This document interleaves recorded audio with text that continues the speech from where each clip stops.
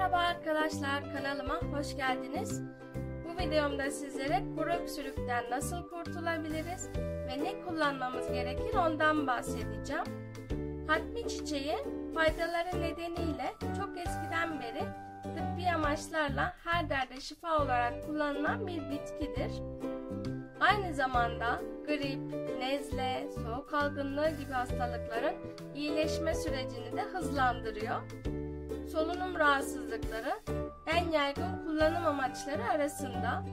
Bağışıklık sistemini kuvvetlendiriyor. En önemli faydası olarak da bu gösterilebilir. Balgam söktürücü ve öksürüğü azaltıcı etkileri var.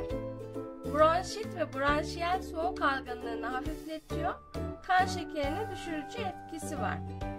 Hatmi çiçeğinin nasıl kullanıldığına gelince kendisi genel olarak aktarlardan kurutulmuş hali temin edilerek kullanılıyor. Hatmi çiçeğini nasıl tüketeceğiz diye düşünenler için en kolay ve en etkili yol kurutulmuş hatmi çiçeği çayı hazırlamak oluyor. Aslında klasik bitki çaylarından çok da farklı değil. Suyu güzelce kaynatın ve hemen ardından içine kurutulmuş hatmi çiçeklerini ilave ediyoruz. Bu şekilde 10 dakika kadar bekliyor ve demlendikten sonra süzerek afiyetle içebiliyorsunuz. Bir bardak sıcak su için yaklaşık 5-6 adet kurutulmuş hatmi çiçeği kullanılabilir. 1 litreyi dolu dolu bir avuç hatmi çiçeği ile de demleyebilirsiniz. Çayımızı hazırlamaya geçelim. Ben sütle yapacağım arkadaşlar. Öncelikle sütümüzü bir taşım kaynatacağız. Kaynadıktan sonra içine 5-6 adet de hatmi çiçeği atacağım. Sütümüzü kaynamaya bırakalım.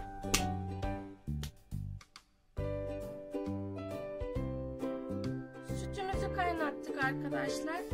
İçerisine 5 tane hatmi çiçeği atıyoruz. Suyla yapmak isteyen suyla da yapabilir. Tadı acımtırak olduğu için ben sütle yapıyorum. Yine çocuklarımızın öksürüğü varsa onlara da yine sütle yapabilirsiniz. Şimdi kısık ateşte 5 dakika ya da 10 dakika demlenmeye bırakacağım burada. Daha sonra süzüp içebiliriz.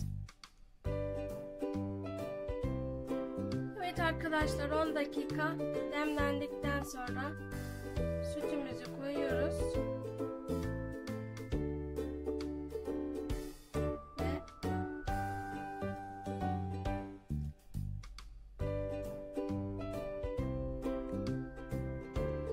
Öksürüğüm var diyenler, öksürüğüm geçmiyor diyen arkadaşlar muhakkak bunu denesinler.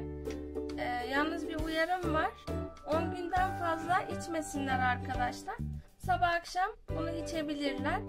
10 günü geçmesin. Zaten 10 güne kalmadan öksürüğünüz de geçecektir.